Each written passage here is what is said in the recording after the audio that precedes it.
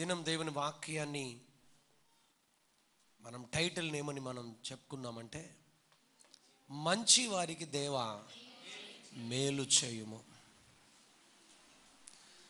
మన జీవితంలో చాలా కుటుంబాల్ని మనల్ని మనం పరిశీలన చేసుకున్నప్పుడు మంచివారే ఎక్కువ శ్రమలు, మంచిగా బ్రతికేవారే, మంచి కొరకు బ్రతికేవారే ఎన్నో ఇబ్బందులు ఇరుకుల గుండా వెళ్ళడం మనం చూస్తూ ఉన్నాం. చాలాసార్లు ఇలా మనకు అనిపిస్తుంది, దేవా ఏంటి ఇంత బ్రతుకు నేను చక్కగా నీ కొరకు నేను బ్రతుకుతుంటే నాకు ఎదురయ్యే ఈ కష్టాలేంటి, ఈ హింసలేంటి, అవమానాలేంటి, నేను ఎదుర్కొన్నటువంటి శోధనలేంటి, దేవా నువ్వు నిజంగా నన్ను చూస్తున్నావా? నీ వాక్య ప్రకారంగా నీ వాక్య ప్రకారంగా జీవిస్తున్నటువంటి నాకు ఎదురయ్యే ఈ కష్టాలేంటయ్యా, ఈ శ్రమలేంటయ్యా? నీకు భయపడి జీవిస్తున్నటువంటి నాకు ఎదురయ్యే ఈ శ్రమలు చూస్తుంటే నాకేంటో అర్థం కావడం లేదు. నువ్వు ఉన్నావా, చూస్తున్నావా నా జీవితాన్ని అన్నట్లుగా మనం చాలాసార్లు మనం దేవునికి వేదనతో అలా చెప్పుకున్న గడియలు, సమయాలు ఎన్నో ఉంటా ఉన్నాయి. అయితే దేవుని వాక్యం చెప్తుంది, ఈ మాటలు చెప్తున్న 125వ కీర్తనలో ఈ 4వ వచనంలో ఈ మాటలు చెబుతున్న ఈయన పేరు రాజైన దావీదు. చెప్పండి, రాజైన దావీదు. ఈయన మంచితనం ఏంటో కొన్ని మాటల్లో నేను మీకు వాక్యం ద్వారా కాదు కానీ వాక్యంలో విన్న విషయాలు కొన్ని మీతో చెప్తాను. తర్వాత ఒక 5గురిని మీకు చూపిస్తాను. ఈయన రాజైన దావీదుగా ఈయన మనకి ఇక్కడ కనిపిస్తాడు, కానీ ఈయన రాజు కాకమునుపు ఇంటిలో ఒక చిన్నవాడు. వీళ్ళ తల్లిదండ్రులకి ఈయన 8వ సంతానంగా మనకు కనిపిస్తాడు.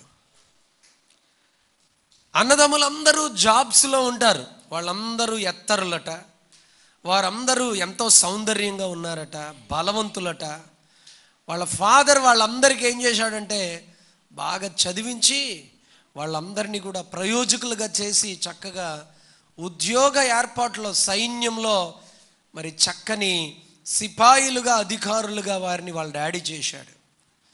కానీ అబ్బాయి 8వ వాడు ఎంతో మంచోడు. అతని మంచితనం దేవుని వాక్యంలో మనం చూస్తాం. ఎన్నో విషయాలు దావీదులో మంచితనం కనిపిస్తుంది. ఓ మాటలో చెప్పాలంటే ఈ దావీదు చిన్నతనంలో ఉన్నప్పుడు తన తండ్రికి ఉన్న 8 సంతానానికి ఉన్న గొర్రెలన్నిటినీ ఈయన పెంచుతాడు. తండ్రి గొర్రెలు, తండ్రికి ఉన్నటువంటి పిల్లలు ఉంటారు కదా, వాళ్ళందరికీ వచ్చే వాటాలు, ఆ అన్ని గొర్రెలు పెంచేవాళ్ళు ఎవరంటే దావీదే. అన్నిటి బాధ్యత ఈయనే చూసుకుంటాడు. ఈయన ఆస్తిలో భాగం ఈయన కాపాడుకోవడం కాదు, వాళ్ళ అన్నదమ్ములు 7గురిది కూడా ఈయనే కాపాడుతాడు. 7గురివి కాపాడినా తల్లిదండ్రుల విషయాలన్నీ జాగ్రత్తగా చూసుకున్న తండ్రి ఎప్పుడు, అన్నదమ్ములు ఎప్పుడు దావీదును మంచిగా దగ్గరకు తీసుకున్నవారు కారు. ఈ దావీదుకి ఒక అవకాశం వచ్చుద్ది. దేవుడు దావీదుని ఎన్నుకుంటాడు, సేవకుడిని పంపించి అతని తల మీద తైలము పోసి దావీదుని రాబోయే రోజుల్లో కాబోయే ఒక మంచి రాజు అన్నట్లుగా అభిషేకించమంటే దైవజనుడు సమూయేలు అభిషేకిస్తాడు. ఆ తరువాత ఒక అవకాశం వచ్చుద్ది. ఆ అవకాశం ఏంటంటే సౌలుకి దయ్యాలు పడతాయి, అపవిత్రాత్మలు పడతాయి. అక్కడే ఉన్నటువంటి ఆ పరిస్థితిలో మరి చక్కని సితారా వాయించగలిగిన తలాంతు కలిగిన ఈయన్ని ఆ రాజుగారు పిలిపించుకుని, నాకు దయ్యం పట్టినప్పుడల్లా ఆ పిల్లోడు సితారా వాయిస్తే అపవిత్రాత్మ వెళ్ళిపోతుంది. అతనిలో ఆ సితారా వాయించేటువంటి, ఆ గిటార్ వాయించేటువంటి ఆయనలో దేవుని అభిషేకం ఉంది. నాకు అపవిత్రాత్మ పట్టినప్పుడల్లా నేను అతని ద్వారా ఉపశమనం పొందుతున్నాను. అతనికి నా మరి కొలువులో ఉద్యోగం ఇవ్వండి అంటాడు, ఇస్తారు, అక్కడే ఉంటాడు. కొన్ని రోజుల తర్వాత మరి దావీదు ఒక అవకాశం వచ్చుద్ది, సైన్యములో మరి తన యొక్క అన్నదమ్ములందరూ కూడా సైన్యంలో ఉండి ఒక యుద్ధానికి వెళ్ళినప్పుడు ఫిలిస్తీయుడైనటువంటి గొల్యాతు దేవుని సైన్యాన్ని తిరస్కరిస్తూ ఉంటుంటే అక్కడికి వెళ్ళి వాళ్ళ నాన్నగారు ఆహారం తీసుకెళ్ళమంటాడు. తీసుకెళ్ళిన ఆయన మీ అన్నయ్యలందరికంటే వెళ్తాడు మంచి మనసుతో, గొర్రెలన్నిటినీ కూడా అక్కడ ఒక చిన్న కాపరికి అప్పగించి వెళ్తాడు.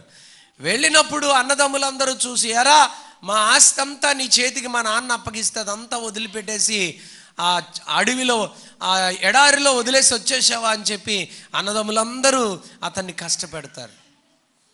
ఆ తర్వాత అక్కడ రాజుగారు ఏమీ చేయలేని పరిస్థితిలో దావీదు వెళ్ళి నేను యుద్ధం చేస్తానని చెప్పి యుద్ధం చేసి ఇజ్రాయేలు సైన్యానికి అంతటికి కూడా విజయాన్ని తీసుకొస్తాడు.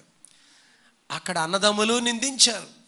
యుద్ధం అయిన తర్వాత అందరూ యుద్ధాన్ని చూసినటువంటి ఆ స్త్రీలందరూ కూడా వాళ్ళు ఏమని చెప్తారంటే, దావీదు యుద్ధం చేశాడు చిన్నపిల్లాడు, సౌలు 1000 కొలది దావీదు 10,000 కొలది సైన్యాన్ని హతము చేశారని గొప్పగా వాళ్ళు కీర్తిస్తున్నప్పుడు సౌలు గారికి మనసు పాడైపోయింది. ఆ చిన్నపిల్లోడి మీద కక్ష పెట్టుకుని చంపాలనుకుంటున్నాడు. ఇదంతా ఎవరి కోసం? మంచోడైన ఇదంతా ఎవరి కోసం? మంచివాడైన దావీదు కోసం. ఈరోజు ఎవరినైనా మనం చూసామా? అమ్మా నాన్న వినాలి కొంచెం. ఈరోజు ఎవరినైనా మనం చూసామా? వాళ్ళ మంచితనాన్ని మనం ఎంతో కనిపెడుతున్నాం, చూస్తున్నాం, కానీ వాళ్ళకై ఎక్కువ శ్రమలు, వాళ్ళకై ఎక్కువ కష్టాలు, వాళ్ళకై ఎక్కువ ఇబ్బందులు, వాళ్ళే నలిగిపోతా ఉన్నారు.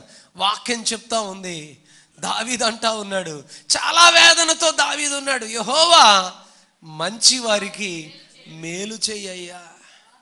మంచి వాళ్ళే నలిగిపోతున్నారయ్యా. దావీదు హిస్టరీలో తను చూశాడు. ఓ రోజు దావీదును సౌలు అనబడిన తన మామగారు చంపాలని చూస్తాడు. ఈటె విసిరి చంపాలని చూస్తాడు. చంపాలని చూసిన టైంలో అతడు తప్పించుకుని వెళ్ళిపోతాడు, పారిపోతాడు. సౌలు అంటాడు, మీరు వెళ్ళండి, ఎక్కడ దావీదు ఎక్కడ కనిపిస్తే అక్కడ చంపేసేయండి అని పంపిస్తాడు సైన్యాన్ని. ఆయన కూడా సైన్యం వెనకాల వెళ్ళిపోయి, ఈ సైన్యం చంపుతారో లేదో నాకు ఏళ్ల మీద నమ్మకం లేదు, వాళ్ళతో పాటు నేను కూడా వెళ్ళి కనిపించిన చోట దావీదును చంపేస్తారని వెళ్తూ ఉంటుంటే విశేషం ఏంటో తెలుసా? ఎక్కడైతే దావీదు దాక్కున్నాడో దాక్కున్న చోటే సౌలు గారు కాసేపు అలా తలవాల్చుకోవడానికి వెళ్తాడు. గాఢ నిద్ర పట్టేస్తుంది. చూస్తాడు వాళ్ళ మాంగారు ఎవరైతే తనను చంపడానికి వచ్చారో ఆ వచ్చిన ఆయన ఆ యొక్క దాన్ని ఏమంటారు గుహలో, ఆయన దాక్కున్న గుహలో అతడు నిద్రపోతా ఉన్నాడు, బాగా గాఢ నిద్ర. ఏం చేయొచ్చు? సౌలు దగ్గరికి వెళ్ళి ఆ ఈట తీసుకుని పొడిచి అతన్ని చంపేసేయచ్చు వాళ్ళ మాంగారిని. కానీ దావీదు అనుకుంటాడు, దేవుడు అభిషేకించిన వాడు ఈ సౌలు, నేను ఇతనిని చంపనని సౌలు దగ్గరికి వచ్చి అతని కత్తి తీసుకుని అతని యొక్క ప్రక్కన ఉన్నటువంటి పైన ఉన్నటువంటి వస్త్రానికి చిన్న ముక్క కత్తిరించి ఆ కత్తితో ఆ ముక్క వస్త్రపు ముక్క కత్తి పట్టుకుని వెళ్ళిపోతాడు. అవతలి పర్వతం మీదకి వెళ్ళి పిలుస్తాడు, సౌలా రాజా, నువ్వు పెట్టుకున్న సిపాయిలు నిద్రపోతున్నారు, నువ్వు నిద్రపోతున్నావు, నీ సిపాయిలు నిద్రపోతా ఉన్నారు, ఇదిగో ఈ వస్త్రం చూడు, నీ కత్తి ఏది చూసుకో. కత్తి నా చేతికి వచ్చింది, వస్త్రం నా చేతికి వచ్చింది, నువ్వు నాకు దొరికావు, కానీ నిన్ను చంపాలని నాకు అవకాశం వచ్చినా నేను నిన్ను చంపలేదు. అంతటి మంచివాడు. చెప్పండి, అంతటి. అతనికే మరి శ్రమలు, అతనికే కష్టాలు. ఈ రోజున చూడండి, మంచి వాళ్ళకేనండి ఈ శ్రమలు, కష్టాలు. మంచి మనసు ఉన్న వాళ్ళకేనండి నలిగిపోవడాలి, వాళ్ళ మీద లేనండి నిందలు, వాళ్ళ మీదనేనండి అవమానాలు. ఈ రోజున మనం చూస్తూ ఉన్నాం. దేవుని సన్నిధిలో దావీదు ప్రార్థన చేస్తున్నాడు, ఇంత మంచోని దేవుడా, నాకే ఇన్ని కష్టాలు ఏంటయ్యా. అందుకే ఒక ప్రార్థన చేస్తున్నాడు, యెహోవా మంచి వారికి మేలు చెయ్యయ్యా, యథార్థ హృదయులకు మేలు చెయ్యయ్యా.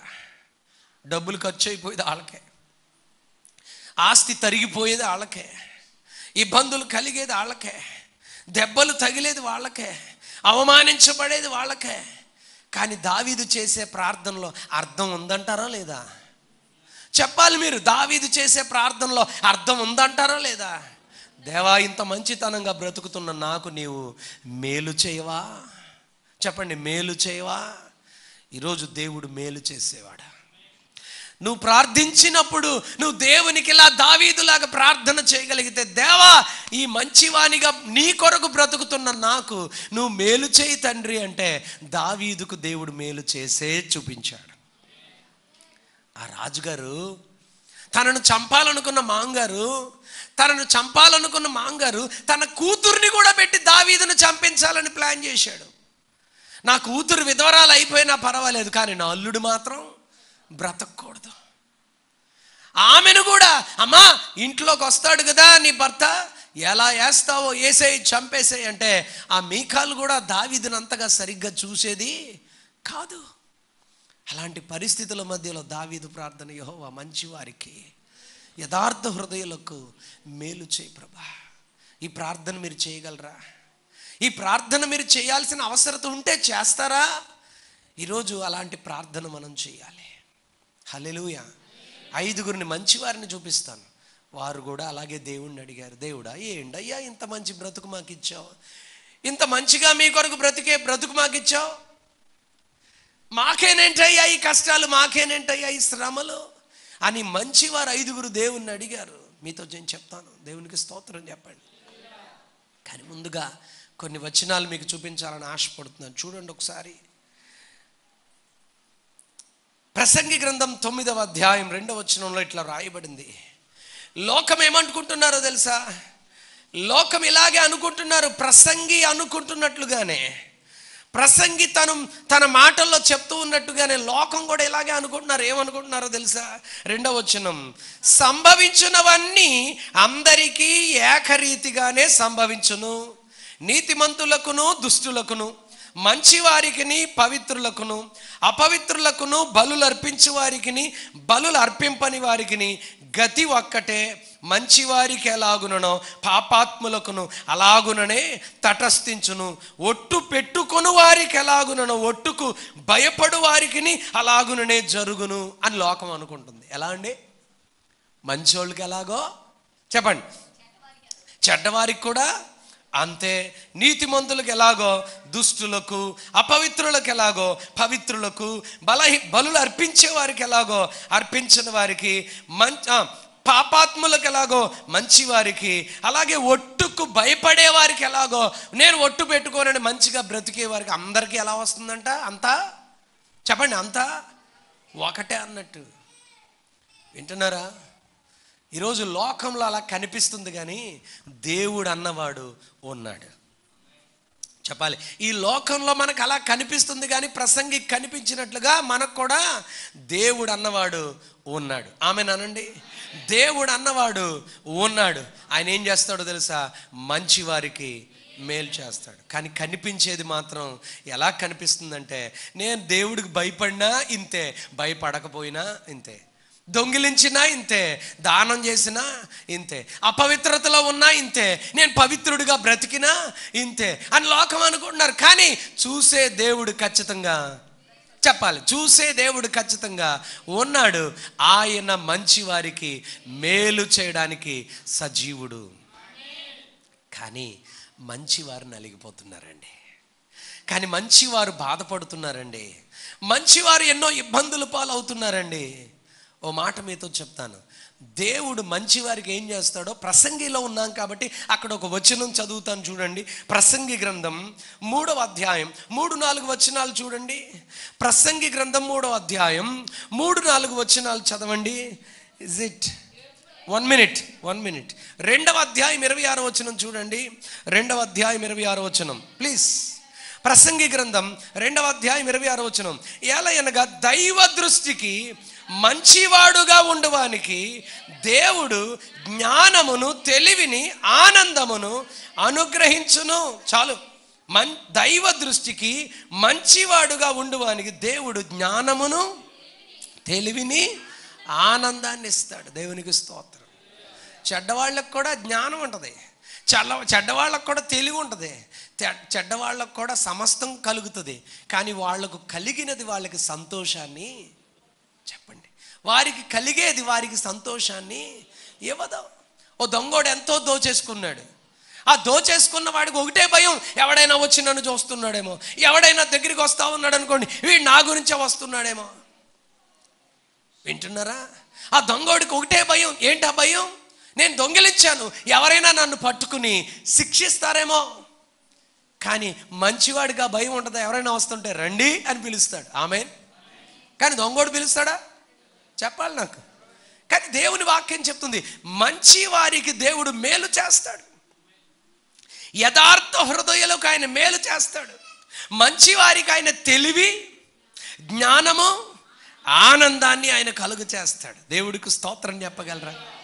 ఈరోజు నీవు నేను దేవుని కొరకు మంచివారిగా మనం బ్రతకాలి. సమాజంలో కూడా మనకు ఒక మంచి పేరు ఉండాలి. దేవుడికి స్తోత్రం. హల్లెలూయా. చదవండి, ఒక మాట చదవండి. ఎప్పుడు మనం దేవుని దృష్టిలో మనం మంచివారుగా, సమాజంలో కూడా మనం మంచివారుగా ఉంటామో దేవుడు సెలవిస్తూ ఉన్నాడు. సామెతల గ్రంథం 3వ అధ్యాయం 3-4 వచనాలు చదువుదాం. సామెతల గ్రంథం 3వ అధ్యాయం 3-4 వచనాలు. దయను సత్యమును ఎన్నడును నిన్ను విడిచి పోనీయకు, వాటిని కంఠభూషణముగా ధరించుకొనుము. నీ హృదయమును పలక మీద వాటిని వ్రాసుకొనుము. అప్పుడు దేవుని దృష్టి యందును మానవుల దృష్టి యందును నీవు దయనుంది మంచివాడవని అనిపించుకొందువు. స్తోత్రం చెప్తారా? దయను సత్యమును, చెప్పండి, దయను సత్యమును ఎన్నడును నిన్ను విడిచి పోనీయకుము. దయ అంటే నీ జీవితంలో కలిగిన ఒక మంచితనం. సత్యము అంటే దేవుడు నీకు ఇచ్చిన వాక్యం. ఆ రెండు వదలకు. వాక్యాన్ని వదలొద్దు. వాక్య ప్రకారంగా జీవించే నీ జీవితంలో దయ కలిగి ఉండమని దేవుడు నీకు బోధిస్తున్నాడు. కాబట్టి ఆ దయను నీ జీవితంలో కలిగి ఉండు. దేవునికి స్తోత్రం. హల్లెలూయా. పాపం కష్టంలో ఉన్నారు నాన్న అని అప్పు ఇప్పించారు అనుకోండి, మీరు మంచోళ్ళ కాదా? చెప్పండి. చెప్పాలి నాన్నగారు, అప్పారావు నాన్నగారు. కష్టంలో ఉన్నారని చెప్పి అప్పు ఇప్పించారు అనుకోండి, మీరు మంచోరా కదా? వాళ్ళు కష్టాన్ని చూసి ఇప్పించారు, కానీ మీకు మంచి ఎదురు వస్తుందా? ఇదిగోండి మీ వడ్డీ అని ఇచ్చేస్తారా? ఇదిగోండి మీ అసలు అని ఇచ్చేస్తారా? ఇదిగోండి మీరు ఇంత ఉపకారం చేశారు, ఇది ఉంచండి అంటారా? చెప్పాలి నాకు. ఏముండదు. ఫోను, చెప్పండి, ఫోను సిమ్ మార్చేస్తారట. ఏం మార్చేస్తారు? సిమ్ మార్చేస్తారు. వారి ఇల్లు, చెప్పండి, అడ్రస్ మార్చేస్తారు. హల్లెలూయా. మరి మంచివారికి మేలు ఎలా జరుగుతుంది?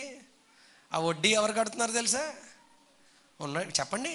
ఆ వడ్డీ ఎవరు కడుతున్నారు? ఎవరైతే మధ్యలో ఉండి ఇప్పించారో వాళ్ళే కడుతున్నారు. ఏం మేలు దేవుడా, వాళ్ళు ఇంత కష్టంలో ఉన్నారని మనసు ఎంతో ఎంతో దయపెట్టేసుకుని నేను ఎలా చేసాను దేవుడా, ఏంటి కష్టం? నేను చెప్తున్నా, ఆయన మంచి వారికి మేలు చేయడానికి సజీవుడు, చేస్తాడు. మంచివారికట ఆయన మేలు చేస్తాడు. యథార్థవంతులకు ఆయన మేలు చేస్తాడు. దైవ దృష్టికి మంచివానిగా ఉండేవానికి జ్ఞానమును తెలివిని దేవుడు ఆనందాన్ని అనుగ్రహిస్తాడు. దేవునికి స్తోత్రం. ఈ మంచివాడుగా నువ్వు ఉండాలి అంటే గనక సత్యానికి భయపడాలి, వాక్యానికి. 2, దేవుని మనస్సు వంటి మనస్సు నీవు కలిగి ఉండాలి. అప్పుడు దేవుడు నువ్వు మంచివాడవని నీకు ఖచ్చితంగా ఆయన మేలు చేస్తాడు. కానీ మంచి వారికి ఎక్కువ శ్రమలే వస్తాయి. నేను మళ్ళీ చెప్తున్నాను, మంచి వాళ్ళకి ఎక్కువ శ్రమలే వస్తాయి, ఎక్కువ కష్టాలే వస్తాయి, ఎక్కువ ఇబ్బందులే వస్తాయి. నేను చూపిస్తున్నాను చూడండి. ఇంకొక మాట చదవండి. ఒక ఆయన గురించి పరుగెత్తుకుని ఒక ఆయన వస్తున్నాడు.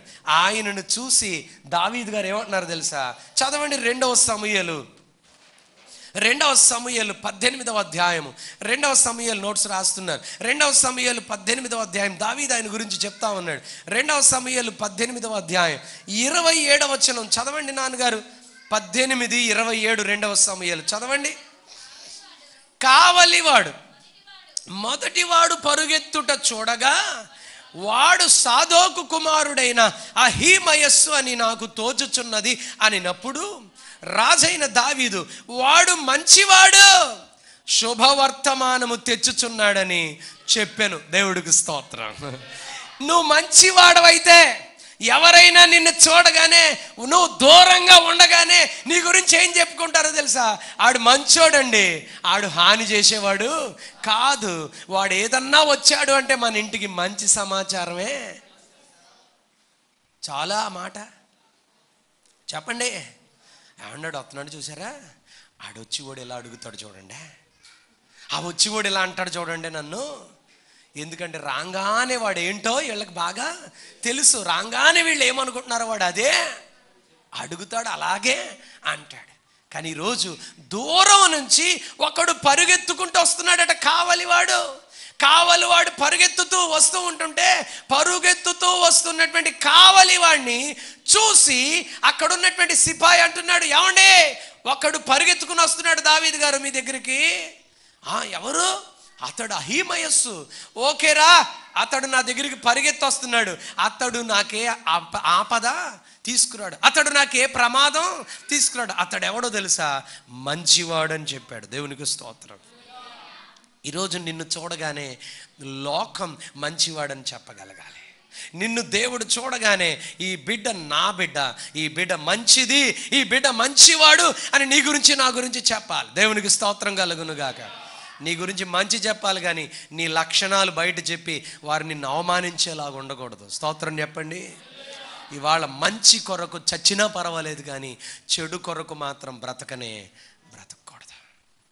చెడు కోసం వద్దండి బ్రతకడం, మంచి కోసం బ్రతుకుతాం, మేలు కొరకు బ్రతుకుతాం, కీడు చేయని వారుగా లోకంలో బ్రతుకుదాం.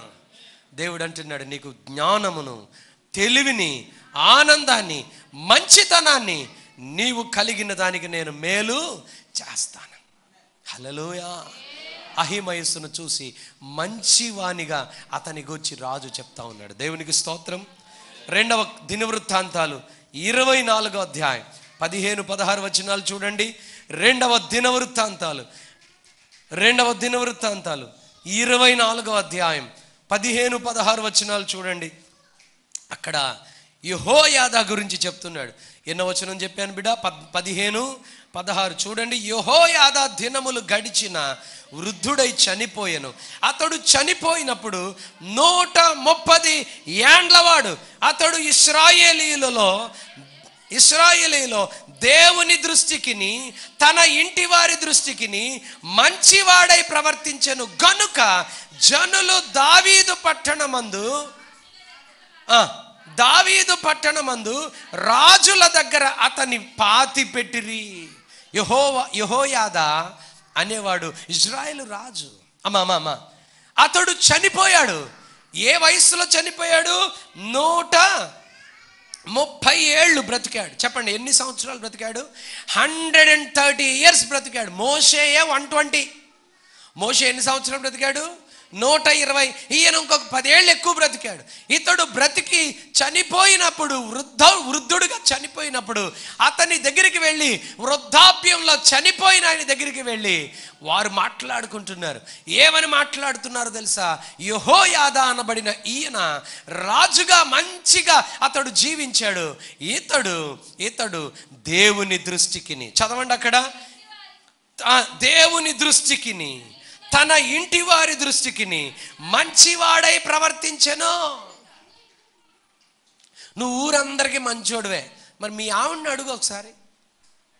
నువ్వు ఊరందరికీ మంచిదానివే, నీ మొగుడిని అడిగితే తెలుస్తుంది నువ్వు ఎంత మంచిదానివో.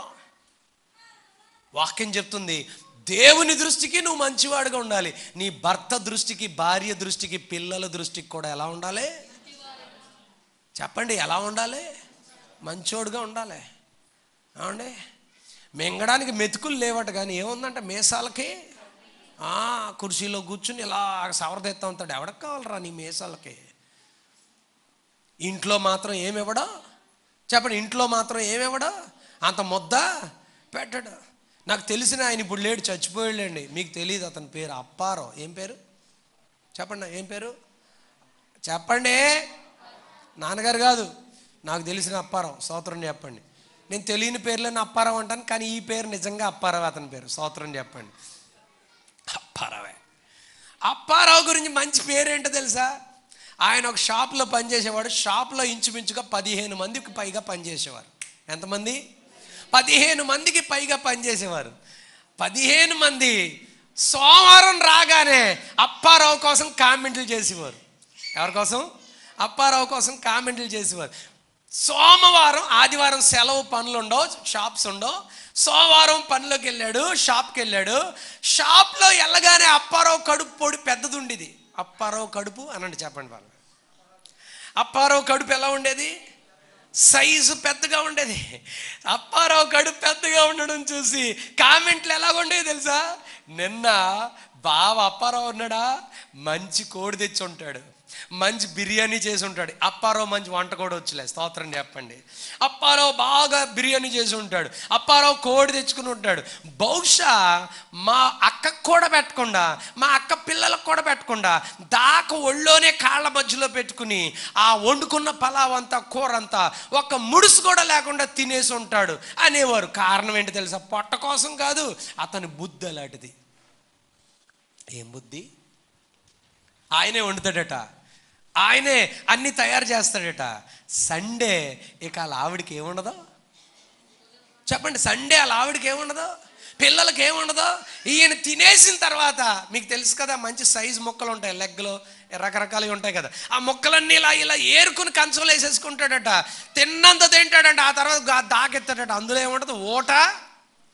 చెప్పండి, అది పారం కూడా అయితే ఏమండి 5 అంచులున్న ఏంటది డిజైన్ ఉన్నటువంటి ఆ జుట్టే ఉంటుంది, కాళ్ళే ఉంటాయి, ఇంకేం ఉండేవి కాదు. కామెంట్స్ ఎందుకో తెలుసా? అప్పారావు బుద్ధి అందరికీ తెలుసు. ఈరోజు దేవుని దృష్టికి నువ్వు మంచివాడుగా ఉండాలి. నీ కుటుంబం, చెప్పండి, నీ కుటుంబం దృష్టిలో కూడా నువ్వు మంచివాడవుగా దేవుని సన్నిధిలో నువ్వు సిద్ధపడాలి. ఆమేనండి. ఎవరట ఈయన పేరు? యెహోయాదా. చెప్పండి, యెహోయాదా దేవుని దృష్టికి, అలాగే తన ఇంటి వారి దృష్టికి మంచివాడు. ఈరోజు మంచోడుగా నిన్ను నువ్వు చెప్పుకోవడం కాదు, నేను ఎంత మంచోడునో అని నువ్వు ఊహించుకోవడం కాదు.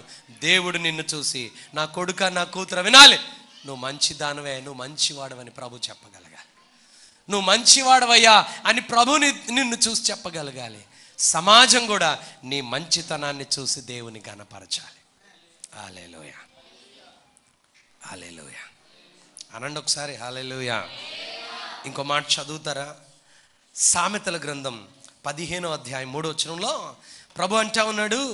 సామెతల గ్రంథం 15వ అధ్యాయం 3వ వచనంలో ప్రభు అంటున్నాడు, యెహోవా కన్నులు ప్రతి స్థలం మీద ఉంటా ఉన్నాయి, చెడ్డవారిని మంచివారిని అవి చూస్తూ ఉన్నాయి. ఎందుకు? మంచివారిని చెడ్డవారిని ప్రభు కన్నులు చూస్తూ ఉన్నాయి. ఎందుకు చూస్తున్నాయి? ఆ మంచివారిని ప్రభు ఎందుకు తన కన్నులతో చూస్తున్నాడో తెలుసా? నీకు మేలు చేయడానికి, నీకు మేలు చేయడానికి. నువ్వు అడుగుతున్నావే, ప్రభువా నేను నీ వాక్య ప్రకారంగా మంచిగా బ్రతుకుతున్నాను, నీకు భయపడి నాకు మేలు చేయవా అని నువ్వు ప్రార్థన చేస్తున్నావు. కాబట్టి ఆయన కళ్ళతో నిన్ను చూస్తూ ఉన్నాడు.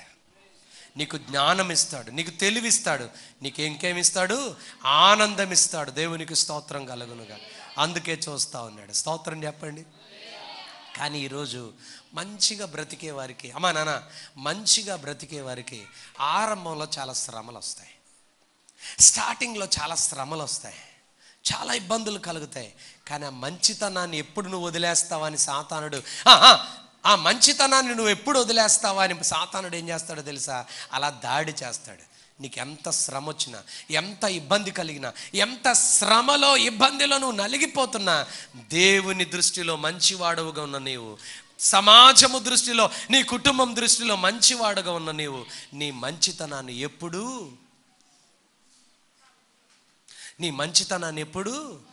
వదిలిపెట్టద్దు. చెప్పండి, మంచితనాన్ని ఎప్పుడూ వదిలిపెట్టద్దు. అపవాది దాడి చేసి నీ మంచితనాన్ని పాడు చేయడానికి, నీ మంచితనాన్ని నువ్వు మధ్యలోనే వదిలిపెట్టేయడానికి. మంచితనం వదిలిపెట్టడం అంటే ఏంటి? సామెతల గ్రంథం 3వ అధ్యాయం 3-4 వచనాల్లో చదివాం. దయను, చెప్పండి, దయను సత్యమును ఎప్పుడు వదిలేక వాటిని కంఠభూషణముగా ధరించుకో. దయ వదిలిపెట్టద్దు, సత్యం అనబడిన దేవుణ్ణి వదిలిపెట్టద్దు. నీకెన్ని శ్రమలు కలిగినా నీకున్న మంచితనాన్ని, దేవుని దృష్టిలో నువ్వు పొందుకున్న ఆ దయను, ఆ మంచితనాన్ని జీవితంలో వదిలే పెట్టద్దు. స్తోత్రం చెప్పండి. ఒక 5గురిని చూపిస్తానన్నాను కదా, దానికి ముందుగా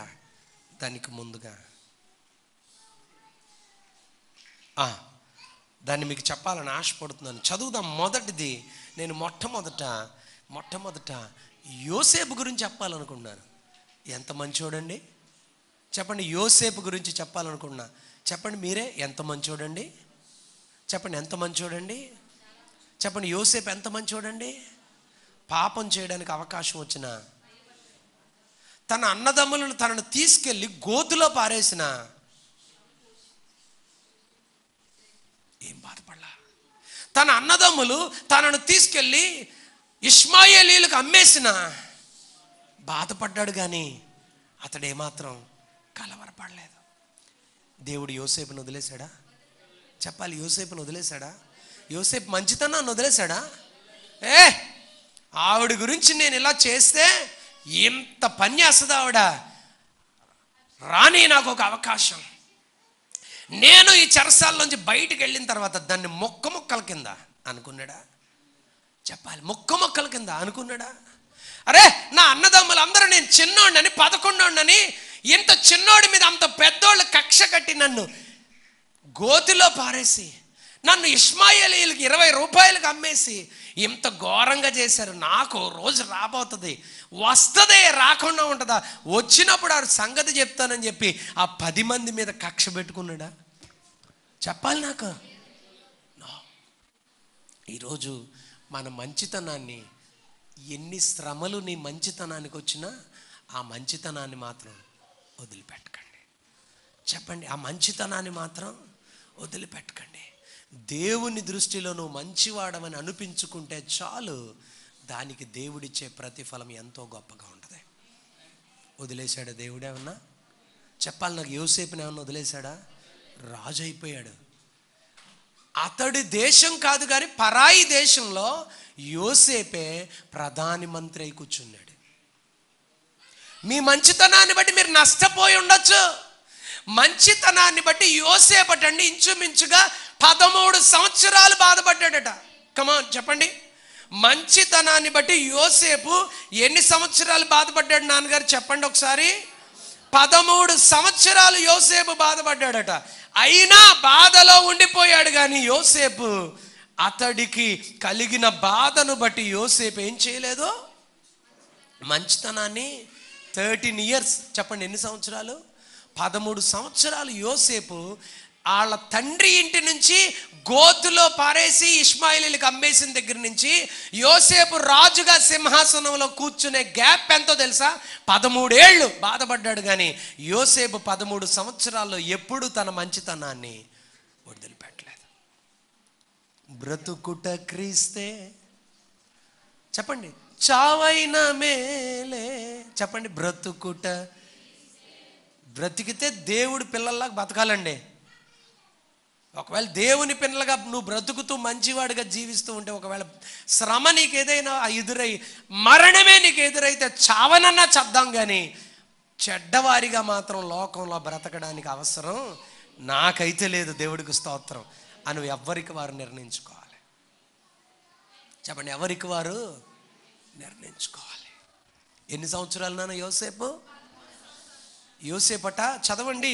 యోసేపు గురించి 37వ అధ్యాయం ఆదికాండంలో త్వరగా 37వ అధ్యాయం ఆదికాండంలో 2వ వచనంలో, చిన్న వయసులో యోసేపు ఉండగానే 37వ అధ్యాయం 2వ వచనంలో చిన్న వయసులో యోసేపు ఉండగానే యోసేపు వాళ్ళ అన్నదమ్ములందరూ స్టార్టింగ్ నుంచి చెడతనమే. స్టార్టింగ్ నుంచి చిన్నప్పటి నుంచి యోసేపు చిన్నప్పుడుగా ఉన్నప్పటి నుంచి వాళ్ళ అన్నదమ్ములు చెడ్డోళ్లే. ఆ చెడ్డ సమాచారం అంతా వాళ్ళ డాడీ దగ్గరికి ఏం చేసేవాడంటే, నానా ఈరోజు అన్నయ్యలను చూశాను, ఈరోజు ఇలా చేశారు. యోసేపు వాళ్ళ అన్నదమ్ములు అటండి సురేష్ గారు ఏం చేసేవారో తెలుసా? వాళ్ళ తండ్రికి ఉన్నటువంటి ఆ గొర్రెల్లో మేకల్లో అన్నీ వాళ్ళు చంపేసేసి, వింటున్నారా, అది చచ్చిపోయిందని చెప్పేవారు కాదట, ఏదో వీళ్ళే చంపేసేసి ఏదో వచ్చింది ఈడ్చుకెళ్ళిపోయిందని చెప్పేవారట. అదే అలవాటుతో ఏం చేశారు, వాళ్ళ తమ్ముడిది పై బట్ట తీసేశారు, ఒక గొర్రె పిల్లని చీల్చేశారు, ఆ రక్తంలో ఈ బట్ట ముంచేశారు, వాళ్ళ డాడీ దగ్గరికి తీసుకెళ్ళి చింపేసి ఆ వస్త్రం, ఇది నీ కొడుకుదేమో చూడు. అక్కడ మాటలు చెప్తుంటే ఎంత చిరాగ్గా ఉంటాయి. రెబ్కా గారు, ఎంత చిరాగ్గా ఉంటాయంటే, ఇది నీ కొడుకుదేమో చూడు గుర్తుపట్టు అంటారు. అతడు గుర్తుపట్టి గొళ్ళని ఏడుస్తాడు. ఎవరు చెప్పండి? ఎవరు? తండ్రి అయినటువంటి యాకోబు గొళ్ళని ఏడుస్తాడు. ఇలాంటి పనులు చిన్నప్పటి నుంచి వాళ్ళు చేసేవాళ్ళు. యోసేపు వాళ్ళందరి సమాచారం తండ్రికి చెప్తుంటే, యోసేపును తండ్రి ఎక్కువగా ప్రేమిస్తుంటే వాళ్ళ అన్నదమ్ములకి నచ్చలే. ఈవేళ దేవుడు నిన్ను మంచిగా ప్రేమిస్తుంటే లోకానికి నచ్చదండి, సాతానుడికి నచ్చదండి. దేవుని పిల్లలుగా దేవుని కొరకు మనం మంచిగా బ్రతుకుతుంటే లోకం మనల్ని అల్లరిపాలు చేస్తారు. అయినా బ్రతుకుదాం దేవుని కొరకు, చస్తే దేవునికి స్తోత్రం. కానీ చెడ్డవాళ్ళుగా మాత్రం చావడానికి అవసరమే లేదు. ఆమేనండి. రెండవది, నేను హేబేలు కోసం చెప్తున్నాను. యోసేపు గురించి జస్ట్ జ్ఞాపకం చేస్తున్నాను. మీకు తెలుసు, విషయాలు తెలుసు, అయినా జ్ఞాపకం చేస్తున్నాను. ఎవరి గురించి ఇప్పుడు చెప్తున్నాను నాన్నగారు? హేబేలు కోసం చెప్తున్నాను. హేబేలు ఎవరో తెలుసా? ఆదికాండం 4వ అధ్యాయం వచనం 4వ అధ్యాయం వచనం 4 చదవండి. 4వ అధ్యాయం వచనం 4 చదవండి. హేబేలు కూడా తన మందలో తొలిచూలున పుట్టిన వాటిలో క్రొవ్విన వాటిని కొన్ని తెచ్చెను. యెహోవా హేబేలు అతని అర్పణను, కయీనును అతని అర్పణను ఆయన లక్ష్య పెట్టలేదు. కాబట్టి కయీనుకు మిక్కిలి కోపం వచ్చి అతడు తన ముఖము చిన్నబిచ్చుకొనగా యెహోవా కయీనుతో, నీకు కోపమేలా? ఏం చేశాడండి? వీళ్ళిద్దరు దేవునికి బలిని తీసుకెళ్లారు, అర్పణ తీసుకెళ్లారు. అర్పణ కయీను పట్టుకెళ్ళాడు, హేబేలు కూడా తీసుకెళ్ళాడు. కయీను అర్పణను దేవుడు అంగీకరించలేదు. అంటే అర్థం ఏంటి? కయీను మంచివాడు. చెప్పాలి, కయీను మంచివాడు, హేబేలు మంచివాడు. హేబేలు దేవునికి భయపడేవాడు, అతని అర్పణ దేవుడు అంగీకరించాడు. ఇతడు దేవునికి భయపడేవాడు కాదు, దేవుడు అంటే ఇష్టం లేదు, దేవునికి ఇవ్వడం అంటే ఇష్టం లేదు. అందుకే కయీన్ని దేవుడు లక్ష్య పెట్టకుండా హేబేలు సంతోషంతో కొన్ని తెచ్చాడు. కొవ్వినటువంటి చక్కని తన మందలో నుండి విలువైనటువంటి అర్పణను తెస్తే దేవుడు అంగీకరించాడు. ఈ అంగీకరించిన హేబేల్ని కయీను ఏం చేశాడమ్మా? చెప్పండి, ఏం చేశాడు? సురేష్ జీ, చాక్లెట్ ఉండాలి ఇక్కడ మనకి.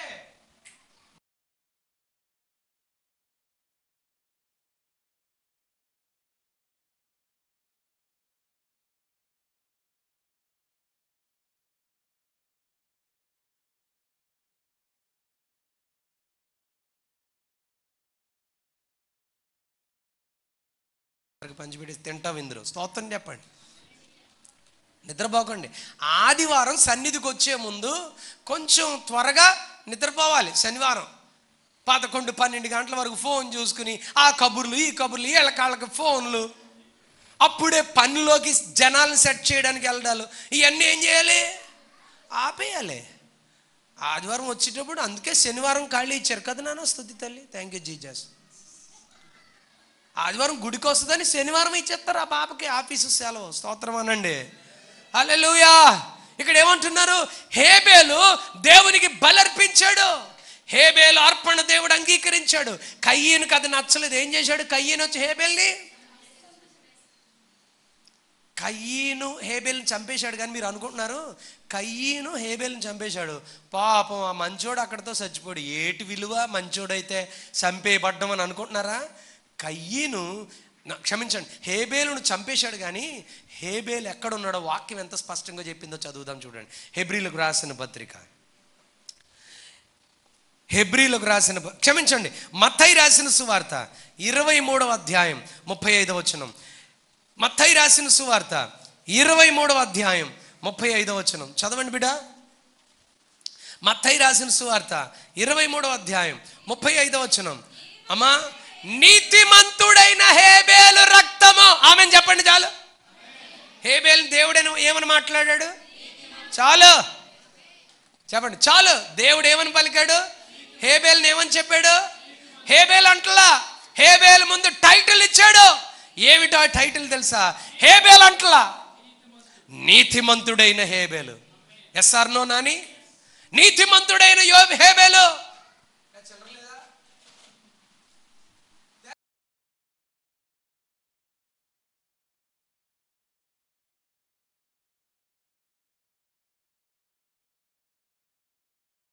హల్లెలూయా. తీసుకోండి డాడీ ప్లీజ్, తెంచుకోండి. తీసుకుని ఇలా జేబులో పెట్టుకోవడం కాదు.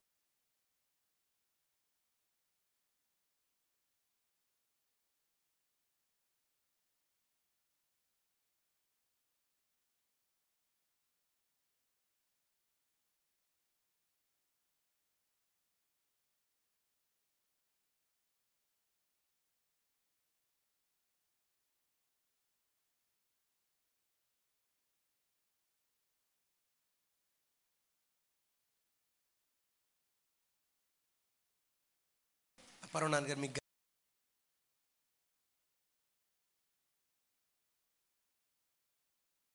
కోసం దేవుడు మాట్లాడుతున్నా. హే నీతిమంతుడైన హేబేలు ఎక్కడున్నాడట? రక్తం దేవుని దగ్గరికి వెళ్ళిపోయింది. స్తోత్రం చెప్పండి.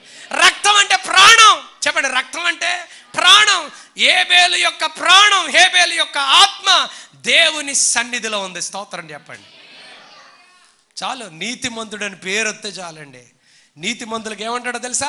దేవుని వలన ఆశీర్వదింపబడిన వారులారా, నీతిమంతులారా రండి, మీ కొరకు తండ్రి సిద్ధపరిచిన రాజ్యం స్వతంత్రించుకోండి అంటాడు. మనం చెడ్డవాళ్ళుగా ఇక్కడ ఎంత బతికి ఏమండి, ఇంత అట్ల లాంటి బంగారం, ఇంత అట్ల లాంటి పెట్టుల్లో డబ్బు దాచేసుకున్నా సరే సత్యం అంటే నరకానికి పోతాం. కానీ మంచివాడుగా ఈ లోకంలో చెడ్డవారితో చంపబడినా పర్వాలేదు, కానీ దేవుని సన్నిధిలో మన ప్రాణం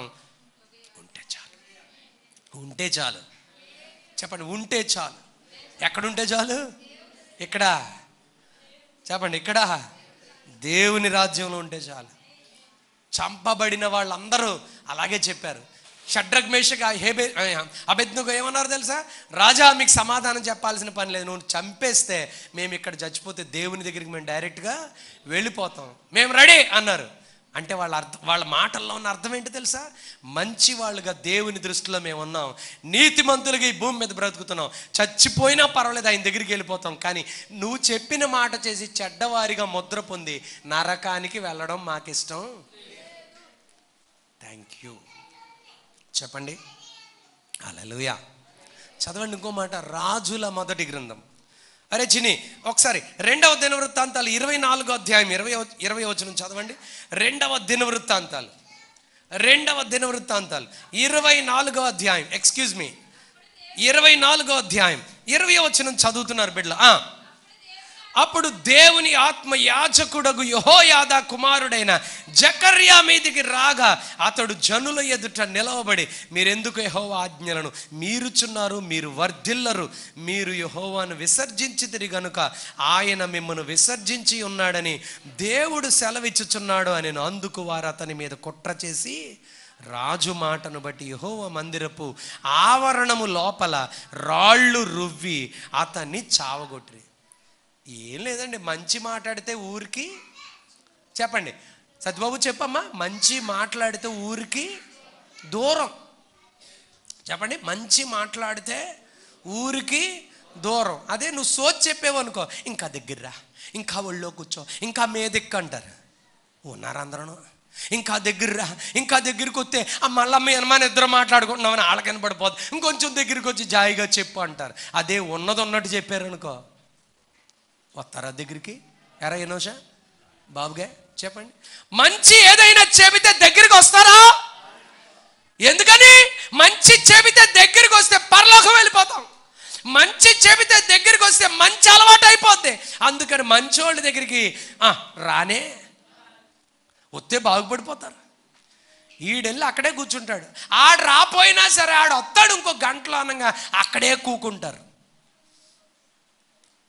దేవుడు అంటున్నాడు, చెడ్డవారిగా బ్రతికే కంటే మంచివారిగా నీతిమంతులుగా నా సన్నిధిలో బ్రతకడానికి భూమి మీద ఉండండి. మీరు అలా బ్రతుకుతుంటే మీకు ఇబ్బందులు ఇస్తారు, అయినా పర్వాలేదు, మీరు మాత్రం నాకు సంబంధించిన వాళ్ళని ప్రభు తీసుకుంటాడు. ఆమేనండి. యెహోయాదా ఆయన మంచోడా కదా, చదివాం కదా. యెహోయాదా కుమారుడు జకర్యా ఆయన ఇంకా మంచోడు.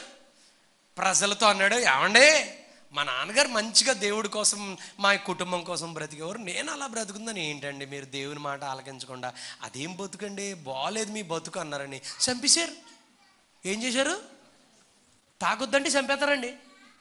ఓరు బాబు, ఆ విధానంలో నువ్వు చేస్తున్నావు భక్తి, ఆ భక్తి నిన్ను నరకానికి తీసుకెళ్ళిపోద్ది అంటే చంపేస్తారండి.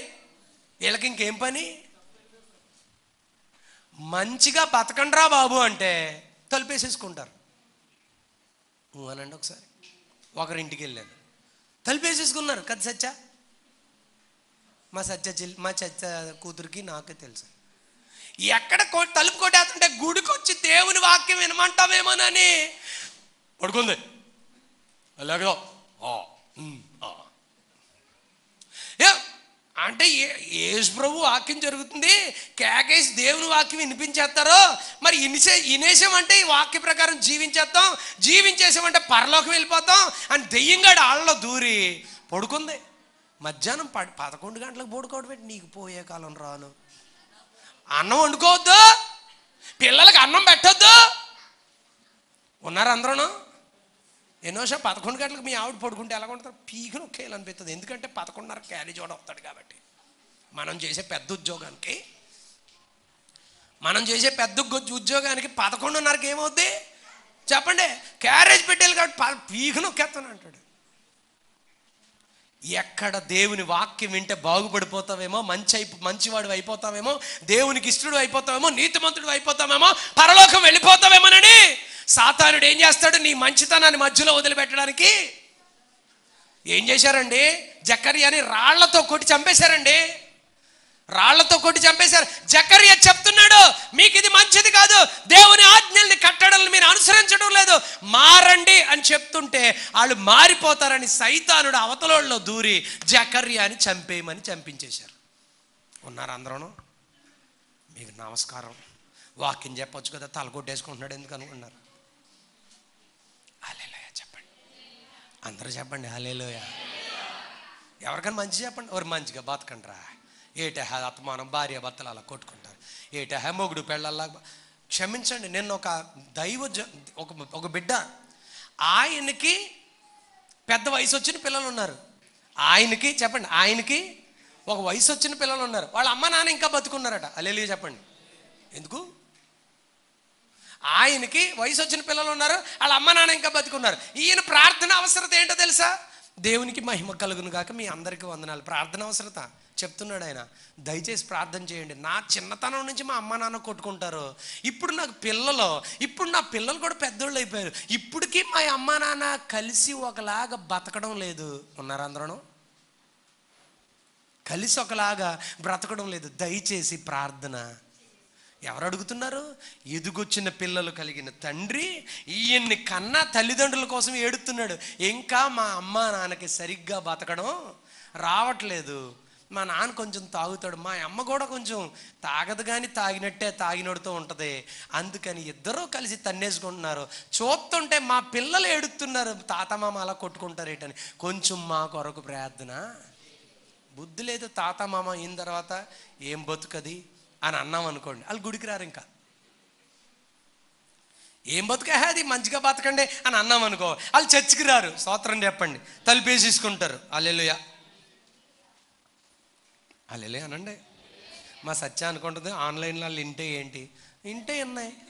పోనీ అక్కడ చెప్పినప్పుడు వినలేదు, ఇక్కడి నుంచి వింటారేమో దేవుడి వాక్యం, మారతారేమో. స్తోత్రం చెప్పండి. హల్లెలూయా అనండి.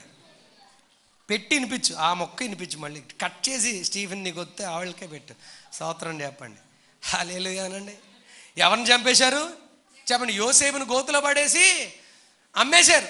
2 హేబేల్ని చంపేశారు. 3 ఇప్పుడే చెప్పాను. ఎవరి గురించి? జకర్యాని చంపేశారు. మంచిగా బ్రతకండి అని చెప్తున్నాడని. ఎంతమందిని? 3 గురించి చెప్పాను. ఇప్పుడు 4వది బాప్తిస్మం ఇచ్చే యోహాను. హల్లెలూయా అనండి. ఈయన ఇంకా మంచోడు. హల్లెలూయా. ఈయనట సమాజంలో ఉండి మనకలాగా ఏమంటే చికెను, మటను, దోశలు, ఏమంటే అప్పడాలు ఇవన్నీ ఏం తినేవాడు కాదంట. అడవిలో బ్రతికేవాడు, దేవునికి సమీపంగా ఉండేవాడు. అక్కడ ఒంటె రోమముల వస్త్రం ధరించుకుని మిడతలు అడవి తేని బ్రతుకుతూ దేవునికి చాలా దగ్గరగా ఉండేవాడట. వినండి. అక్కడ దేవునికి దగ్గరగా ఆయన బ్రతుకుతుంటే సమాజంలో ఏం జరుగుతుందో అడవిలో ఉండి ఈ ఒంటె రోమముల వస్త్రం ధరించుకుని దేవుని సన్నిధిలో దీక్షతో ఉన్న అతనికి అన్నీ తెలిసిపోయాయి. హల్లెలూయా అనండి. ఈయన ఎక్కడున్నాడు? అడవిలో ఉన్నాడు బాప్తిస్మం ఇచ్చి యోహాను. అక్కడే ఉండేవాడు, అక్కడ ఆహారమే తినేవాడు, సమాజంలోకి వచ్చేవాడు కాదు. ఎక్కువగా దైవ దృష్టితో ఉండేవాడు.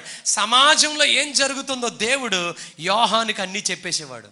చెప్పడం, హల్లెలూయా అనండి, యోహానుకి చెప్పడం, ఇంకా అడవిలోంచి సమాజంలోకి యోహాను రావడం, వచ్చి డైరెక్ట్గా ఇంటికి వెళ్ళిపోయేవాడు. ఎందుకని?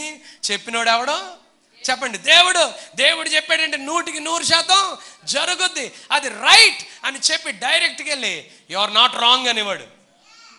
ఎవరు చెప్తే కాదు యోహానుకి, దేవుడే చెప్పేవాడు. దేవునితో మాట్లాడుతుండేవాడు.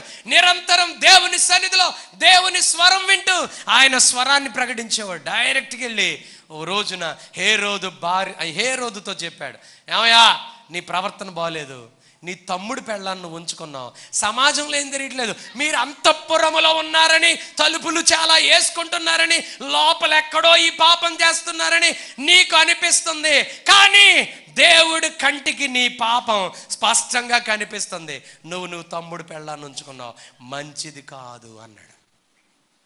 అనొచ్చు అసలు, ఏమండే పాస్టర్ గారు మనకెందుకు వచ్చింది, ఎవడు దీంతో పోతే ఎవరితో పోతే మనకెందుకు, మనం యేసుబాబు గుళ్ళో స్తుతి స్తోత్రం అనుకుందాం, పోనివ్వండి బాబు మనకెందుకు వచ్చింది అని అంటే, చెప్పండి, అంటే నువ్వు చక్కగా బతికేస్తావు, స్వర్గం వెళ్తావు, కానీ మీ ఓళ్ళు ఎవరిని కూడా ఎట్టుకుని వెళ్ళావు నువ్వు అనండి.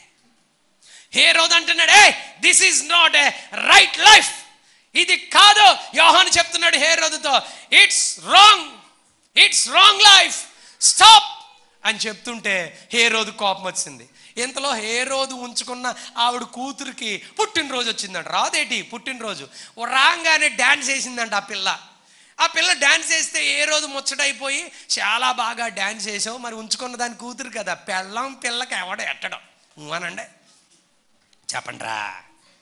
పెళ్ళం క్షమించండి, కన్నా కాదు, చేసుకున్న దాని కూతురికి ఎవడ పెట్టడం, చేసుకున్న దాని కొడుకు ఎవడ చూడడం, ఉంచుకున్న దాని కూతురికి ఉంచుకున్న దాని కొడుకు అన్నీ పెడేస్తారు అన్నట్టు ఈ హేరోదు కూడా ఏం చేశాడో తెలుసా, ఆ ఉంచుకున్న దాని కూతురు అందంగా డ్యాన్స్ అయితే, ఇలా రావే అని దగ్గరికి తీసుకుని ఇలా ముద్దెట్టుకుని, నీకేం కావాలమ్మా అన్నారు. అంతే, తుర్రుని పారిపోయింది వాళ్ళ అమ్మ దగ్గరికి అనండి.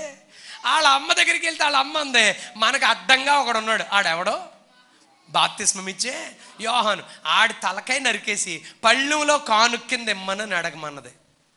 ఆ పిల్ల వచ్చి అడిగింది, దానికేం తెలుసు, తలకాయ గురించి ఏం తెలుసు, ఈ వెండి పళ్ళెం గురించి తెలుసు. అడగగానే అందరి మధ్యలో ఆ పిల్ల అడగగానే ఆ హేరోదు ఏమన్నాడంటే, నేను చేస్తున్నానని అతన్ని తీసుకెళ్ళి చెరసాల్లో పెట్టించేశాడు. తర్వాత అతన్ని చంపేసి ఆ తల ఏం పళ్ళెం అది, ఇత్తడి పళ్ళెమా, బంగారు పళ్ళెంలో, వెండి కాదు బంగారు పళ్ళెంలో పెట్టి ఇచ్చేయమన్నాడు, ఇచ్చేశారు. ఏమండే ఆడి తలపోయింది, ఈడికేటి బాధ చెప్పండి, తీసుకున్న ఆవిడికేటి. ఏమన్నా వింటున్నారా? ఏమన్నా మీకు నిద్ర వస్తున్నట్టుంది, చాక్లెట్ ఇవ్వమంటారా? చప్పరించిన చాక్లెట్ ఉండదు చూడండి పక్క ఆవిడ దగ్గర, స్తోత్రం. ఈ పక్కన వినండి వాక్యం, ఇంత చక్కగా వాక్యం చెప్తుంటే మీకు నిద్ర వస్తుందండి, మిమ్మల్ని ఏమనాలి, రాత్రి నిద్రలో మనుషులు అనాలి కదా రాజేషు, స్తోత్రం. హల్లెలూయా, వినాలి హల్లెలూయా. వెంటనే కోపం వచ్చిందండి హేరోదియాకు, కోపం వచ్చి ఏమందో తెలుసా, అతన్ని చంపించేమన్నారు. మంచోడా కాదా యోహాను, కానీ బ్రతికున్నాడా? కానీ యోహాను మరణించాడు, కానీ ఆయన గురించి పరలోకంలో దేవుడు ఎంతో గొప్పగా చెప్తా ఉన్నాడు. స్త్రీలు కనిన వారిలో, చెప్పండి, స్త్రీలు కనిన వారిలో యోహాను వంటి వాడు మరొకడు లేడు. స్త్రీలు కనిన వారిలో యోహాను వంటి వాడు మరొకడు లేడు. ఏమంటే బతికితే నీతి కోసం బతకాలి, చెప్పండి, బ్రతికితే నీతి కోసం బ్రతకాలి, లేకపోతే మంచి జీవితం బ్రతకలేకపోతే పరలోకం వారికి లేదండి. దట్స్ వాట్, పరలోకం లేదు. చెప్పండి, అవి ఏం లేదు నాన్న. ఒకటి ఎవరి కోసం చెప్పాను, ప్లీజ్ యోసేపు కోసం. 2 అండి హేబేలు కోసం. 3 జకర్యా కోసం. 4 బాప్తిస్మం ఇచ్చే యోహాను కోసం. నేను ఇంకొకరి గురించి మాట్లాడతాను, అదే మన ప్రభువైన యేసు. ఆయన మంచోడా కాదా? ఆయన మంచివాడా కాదా? ఆయన గురించి ఒక మాట చెప్తాను, చదవండి. లూకా రాసిన సువార్త 1వ అధ్యాయం 2వ అధ్యాయం. Is it 2 or 1? I will tell you. లూకా రాసిన సువార్త 2వ అధ్యాయం, 2వ అధ్యాయం 40వ వచనం చదవండి. బాలుడు అంటే యేసు ప్రభువే, బాలుడు జ్ఞానముతో నిండుకొనుచు ఎదిగి బలము పొందుచుండెను, దేవుని దయ ఆయన మీద ఉండెను. 52వ వచనం, యేసు జ్ఞానమందును వయస్సునందును దేవుని దయ యందును మనుష్యుల దయ యందును వర్ధిల్లుచుండెను. ఎక్కడండి? దేవుని దయ, మనుష్యుల దయ, జ్ఞానములో యేసు ప్రభు వారు వర్ధిల్లుతున్నారు. Is good. దేవుడు మంచివాడని చెప్పండి. దేవుడు మంచివాడని చెప్పండి. గాడ్ ఈజ్ గుడ్ అని చెప్పండి ఒకసారి అందరూ. దేవుడు మంచివాడని చెప్పండి గట్టిగా. దేవుడు మంచివాడు. ప్రభు అయిన యేసుక్రీస్తు మంచివాడు. మరి మంచోడికి ఏమొస్తున్నాయని చెప్పుకున్నాం ఇప్పుడే. చెప్పాలి, ఇప్పుడే మనం చెప్పుకున్నాం మంచోడికి ఏమొస్తున్నాయి. వచ్చినాయి ఆయనకు కూడాను. రాలేదా? మీకు ఏదన్నా శ్రమలు వస్తుంటే బిడ్డ ఏనోషా మనం చెడిపోలేదు, మంచోళ్ళు అని అర్థం. అర్థమైందా? మనం దేవుడి కోసం ఇలా బతుకుతుంటే మనకు ఎక్కువ కట్టాలు వచ్చేస్తున్నాయి. అందుకే ఎక్కువ కట్టాలు వచ్చేస్తున్నాయి కాబట్టి మనం కొంతంతా యేసుబాబు దగ్గరికి వెళ్ళడం కొంచెం తగ్గిద్దాం. నో, నీవు దేవుని దృష్టిలో ఉన్నావు, వాక్య ప్రకారం జీవిస్తున్నావు, నీకు శ్రమలు ఎదురవుతున్నాయి. ఆ శ్రమలలో దేవుని సన్నిధిలో ఎలా బ్రతుకుదాం? ప్రభు కొరకు మరణం వరకు మంచివారుగానే దేవుని వాక్య ప్రకారం దయను సత్యమును విడిచిపెట్టకుండా దేవుని కొరకు బ్రతుకుదాం. యేసు ప్రభుకి ఎంత శ్రమ తెలుసండి. ఆయన పుట్టంగానే చంపేశారు. ఆయన వయసున్న తోడి బాలురని అందరినీ ఎవరు చంపేశారు చెప్పండి? పిలాతు చంపించేశాడు. యేసు ప్రభు ఎదుగుతూ ఉండగా ఎన్నో అవమానాలు. యేసు ప్రభు వారిని చూసి నువ్వు దయ్యం పట్టిన వాడివి, నువ్వు మంచోడు కాదని అన్నారు. ఆయన ఎవరయ్యా? అప్పుడు అండం కాదు, ఇప్పుడు అంటున్నారు యేసు ప్రభు వారిని. ఆయన ఎవరో తెలుసా? Is good. చెప్పండి, గాడ్ ఈజ్. చెప్పండి, గాడ్ ఈజ్ గుడ్. చెప్పండి, గాడ్ ఈజ్ గుడ్. ఆయన మంచివాడు. ఆయన నీకు మంచి చేస్తారు. హల్లెలూయా. మంచే చేయునుగాక. అందుకే దావీదు అంటున్నాడు, ఏమని అడుగుతున్నాడు తెలుసా? యెహోవా.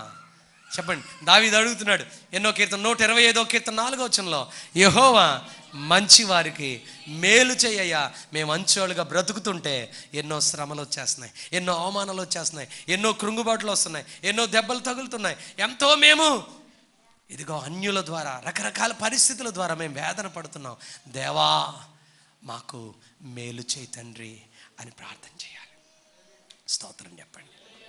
చెయ్యొచ్చా అలా ప్రార్థన? నాన్నగారు, ప్రభా మా మంచితనానిక ఇంత కష్టాలు, దయచేసి మా మంచితనంలో ఇలా మేము ఉండిపోతున్నాం, మమ్మల్ని దయచేసి మేలు చేయండి ప్రభు అనాలి. స్తోత్రం అనండి ఒకసారి అందరూ స్తోత్రం చెప్పండి. ప్రభు ఇలాగే ప్రార్థించుకోమన్నాడు. చదవండి మత్తయి రాసిన సువార్త 6:13 చదవండి బిడ్డ. మత్తయి రాసిన సువార్త, నన్ను క్షమించండి, యేసు ప్రభు కోసం ఈ మాట చదవండి. 27:31 చదవండి మత్తయి సువార్త. యేసు ప్రభు వారి కోసం మత్తయి సువార్త 27వ అధ్యాయం 31వ వచనం చదవండి ప్లీజ్.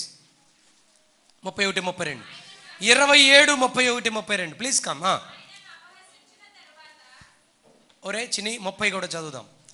ఆయన మీద ఉమ్మివేసి ఆ రెల్లును తీసుకొని దానితో ఆయనను తల మీద కొట్టిరి. ఆయనను అపహసించిన తర్వాత ఆయన తల మీదనున్న అంగీని తీసివేసి ఆయన వస్త్రములు ఆయనకు తొడిగించి సిలువ వేయుటకు ఆయనను తీసుకొని పోయిరి. చూసారా? ఎవరినమ్మా? ఎవరిని? ప్రపంచంలోనే మంచివాడనబడినటువంటి నా సృష్టికర్త అయిన దేవుని కుమారుడైన యేసుక్రీస్తుని ఏం చేశారు నాన్న? అవమానించారా? తల మీద కొట్టారా? రెల్లుతో, ముళ్ళ కంచెతో ఆయన్ని కొట్టి సిలువకు తీసుకెళ్ళిపోండి అని అప్పగించేస్తే వాళ్ళు తీసుకెళ్ళిపోయారా? యేసు ప్రభు వారిని సిలువ వేశారా? కానీ యేసు ప్రభు మంచితనాన్ని ఎక్కడాయినా వదిలిపెట్టలా. యేసు ప్రభు మంచితనాన్ని ఎక్కడాయినా వదిలిపెట్టలా. ఈరోజు శ్రమైనా పర్వాలేదండి. ఎటువంటి శ్రమ, శోధన, కష్టం ఏదెదురైనా దేవుడు మనకిచ్చిన నీతిమంతుడు అనే పేరు, మంచివాడు అనే పేరు, నా కుమారుడు, నా కుమార్తె అనే పేరు అస్సలు మన జీవితంలో పోగొట్టుకోవడానికి వీలు లేదు. హల్లెలూయా, ఆమేన్. చావైన బ్రతుకైన నీ కొరకే దేవా, నీ సాక్షిగా ఇలా జీవింతునయ్యా. ప్రభువా కాచితివే ఇంత కాలం, కాచితివే ఇంత కాలం, చావైన బ్రతుకైన దేవా, చావైన బ్రతుకైన నీ కొరకే దేవా, నీ సాక్షిగా ఇలా జీవింతునయ్యా, నీ సాక్షిగా ఇలా జీవింతునయ్యా. ఆమేన్.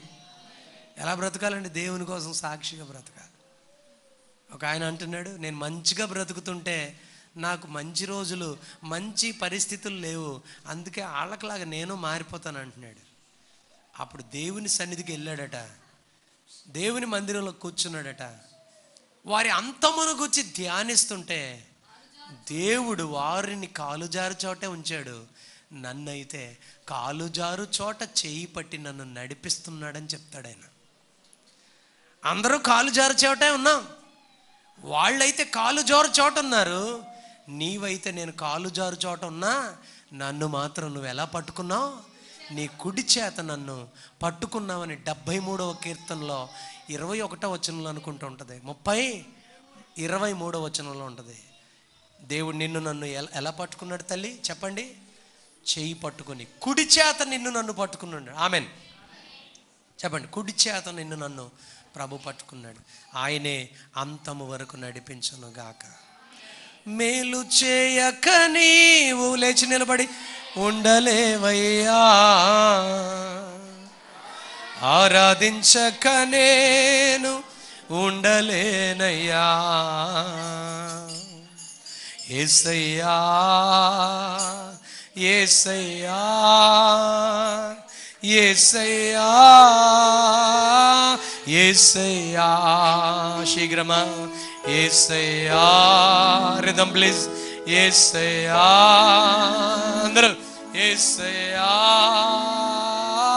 యేసయ్యా, మేలు చేయక నీవు ఉండలేవయ్యా. చప్పట్లు కొట్టండి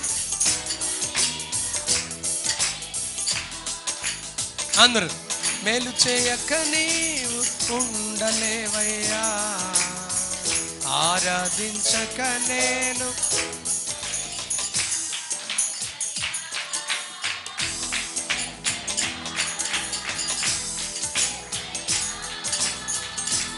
యేసయ్యా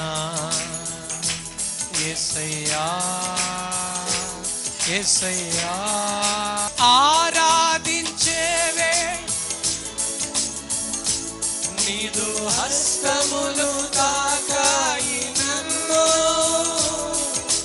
పశ్చాత్తాపము కలిగే నాలో, నేను పాపినని గ్రహించగానే అందరూ ఆరాధించే వేళయందు నీదు హస్తములు తాకాయి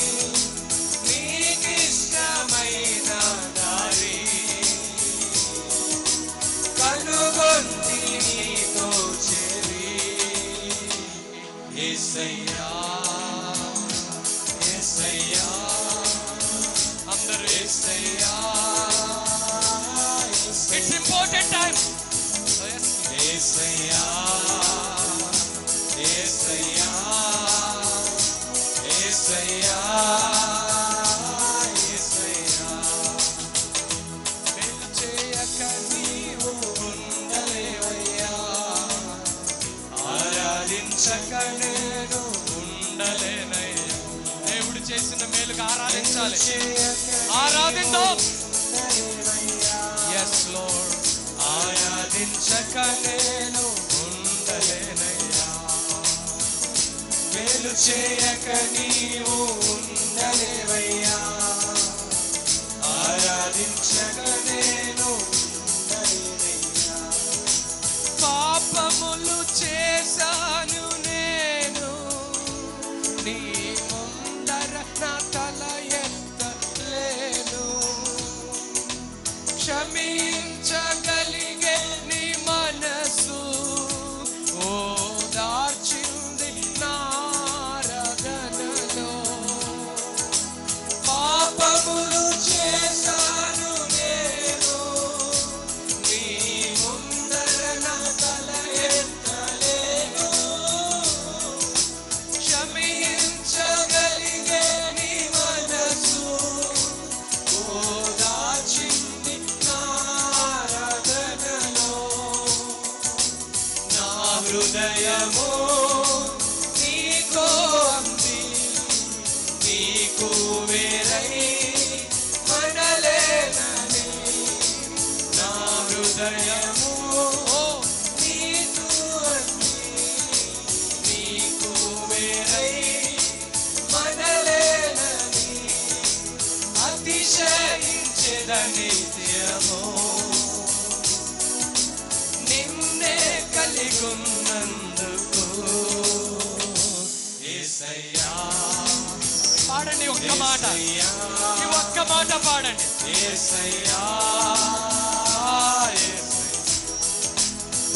యేసయ్యా యేసయ్యా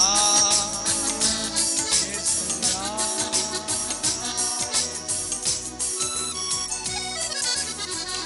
మేలు చేయక నీవు ఉండలేవయ్యా, ఆరాధించక నేను ఉండలేనయ్యా, మేలు చేయక నీవు ఉండలేవయ్యా, ఆరాధించక నేను ఉండలేనయ్యా, ఆరాధించక నేను ఉండలేనయ్యా.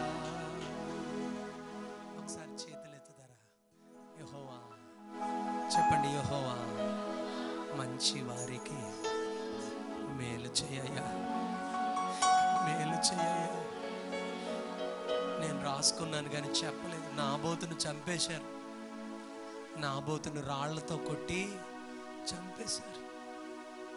రాజుల గ్రంథం 21వ అధ్యాయంలో ఉంటుంది, మొదటి రాజులు. ఆయన్ని చంపేశారు. నాబోతు మంచోడు. నాబోతుకు ఒక చిన్న చిన్న చిన్న ద్రాక్ష తోట ఉంది. ఆ ద్రాక్ష తోటని అహాబు అడిగాడు. యెజబెల్ అంది, ఎందుకయ్యా అడిగావు? ఆడెవ్వడు? నేను చంపించేస్తానని యెజబెలు తప్పుడు సాక్ష్యాలు రాయించి చంపేసింది. కానీ నాబోతు యొక్క రక్తం భూమిలోంచి మొర్రపెట్టింది హేబేలు రక్తం లాగా. యెజబెలు